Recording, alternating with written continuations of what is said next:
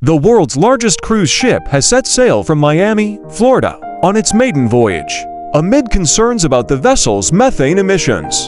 The 365 meters long, 1,197 feet Icon of the Seas has 20 decks and can house a maximum of 7,600 passengers.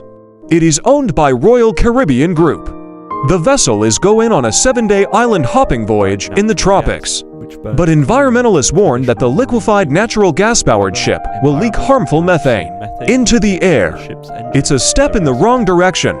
Brian Kummer, director of the Marine Program at the International Council on Clean Transportation, ICCT, was quoted as saying by Reuters news agency, "We would estimate that using LNG as a marine fuel emits over 120% more life cycle greenhouse gas emissions than marine gas oil," he said. Earlier this week, the ICCT released a report arguing that methane emissions from LNG-fueled ships were higher than current regulations assumed. LNG burns more cleanly than traditional marine fuels, such as fuel oil, but there is a risk of leakage. A powerful greenhouse gas, methane in the atmosphere traps 80 times more heat than carbon dioxide over 20 years. Cutting these emissions is seen as crucial to slowing down global warming.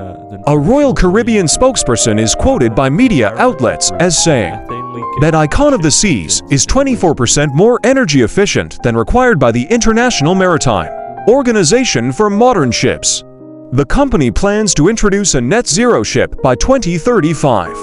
On Thursday, Argentina's World Cup winning captain Lionel Messi, who currently plays for Inter Miami, took part in the ship's naming ceremony.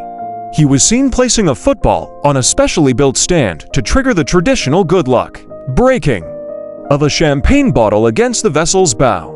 Icon of the Seas cost $1 billion, $1.6 billion to build. It now boasts 7 swimming pools, 6 water slides, and more than 40 restaurants, bars, and lounges.